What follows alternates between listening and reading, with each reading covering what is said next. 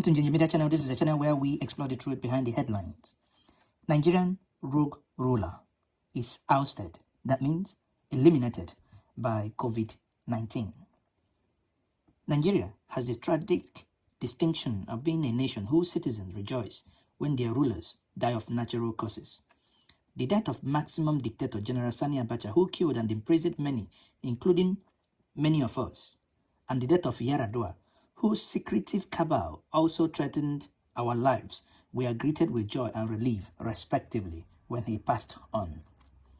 The news of the death of Abba Kyari, Chief of Staff to Muhammadu Buhari, whom we want to refer to General Buhari, and the de facto president in his own rights, unfortunately, reconfirms this and historical trend. Abba Kyari was a brilliant lawyer. He was indeed, and we must give it to him, who reportedly made the first class studying abroad. However, he utilized his knowledge and intellect not for the betterment of the nation, but for the betterment of his own nation through the most lawless and foolish government ever. Abba Kyari reigned supreme as the only unelected, non-military personnel ever to completely arrogate power of state to himself. Remember, he went to Germany to negotiate on our behalf, unelected.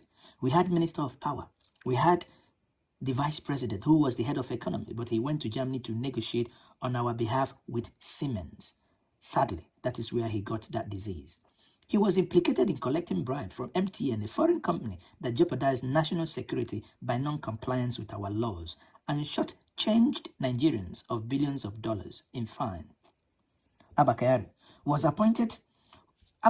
who appointed himself on the board of NNPC, also appointed his daughter Vice President of Nigerian Sovereign Wealth Fund. In effect, his nuclear family alone was in charge of both Nigerian Income Generation Agency and Nigerian Saving Agency.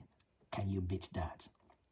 Abba Kyari was implicated in the shameless auctioning of the ministerial post that brought in most lackluster and uninspiring cabinet in the history of Nigeria, which even included a general indicted for stealing public funds during the Abacha regime.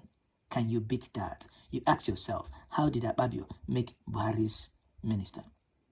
Abba Kyari then decreed via President Buhari, he is the remote control and Buhari is the TV, that ministers must see him instead of Buhari. You think it is absurd? Then wait. But Abba Kyari was not just a corporate thief, as some people will believe. He stole from the poor too, a relative of Abba Kyari, whose father reportedly helped raise him, fingered Abba Kyari for duping him in the contract scam.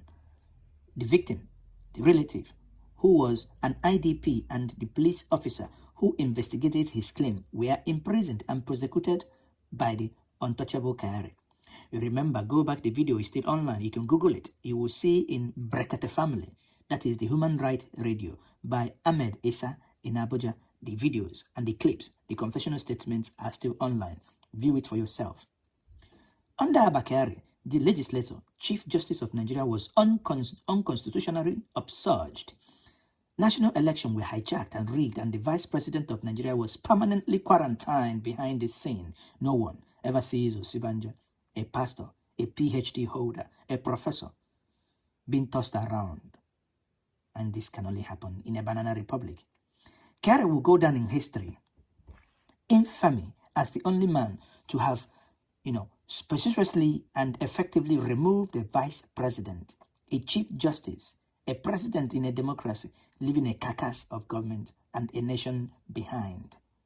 Kyari had the blood of countless Nigerians on the hands, according to NSA, with whom he had public feud because of his meddling in the war against terrorism.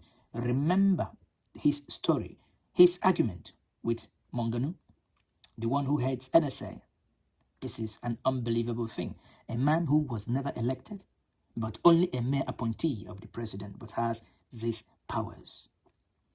Kyari had the blood of countless Nigerians on his palms. From the above resume of wickedness, lawlessness, maximum impunity, it is clear why it will be difficult for Nigerians to mourn. Nigerians will never mourn. the passing of a man who they did not elect, but who ruled and misruled them with utter contempt and shameless arrogance. The only redemptive thing about Abba Kyari and his rule is that he managed not to infect several Western ambassadors who had the misfortune of meeting him recently. Fortunately, some of these ambassadors had completed their 14 days quarantine, self-isolation in Abuja without incident. And maybe luckily to Buhari, Buhari did not catch it. The oracle is still safe. Abba Kyari self-importance was so much that even the military boys at the war front and foreign ambassadors in Abuja were all impacted by his overwhelming presence. For a cabal that has disemboweled our democracy from the inside out, this is a major loss for them. For the populace held down and raped by a vicious and unpopular regime, this is not a loss, but a plus. The God in heaven rules in affairs of man. Maybe this will be the time for the leaders to ever open their eyes and look at the people. If we must shed tears for Kyari, then know this: as long as our rulers pretend to govern the people, as long as our rulers pretend to govern, the people will pretend to mourn. Let us be very clear about this. The good book says, when the righteous prosper, the city rejoices. But when the wicked perishes, there are shouts of joy. Use your tongue to count your teeth. Are the people rejoicing or are the people mourning? Let everyone ascertain for themselves who the cap fits. Here we call on the remnants of the cabal to surrender power back to the real rulers in the fear of God, and to release Vice President Osinbajo from banishment. Osinbajo must take his rightful place. 1 million Chinese doctors cannot reverse the hand of God. Therefore, kindly fear God and do the right thing. You must do right. You must do right by any means necessary. The citizens of Nigeria will be governed well and justly for the benefit of all. Again, Abba Kyari. Many people will say, rest in peace. We here will say, well, rest the way you have governed, you have treated Nigerians. If you have treated Nigerians well, then rest in peace. If you haven't, so be it with Allah. Once more, this is Njenje Media Channel. I remain one and your only, Mike Udenta. Please remember to wash your hands, observe the social distance, do not go out if it's not necessary. We must beat this COVID-19 together.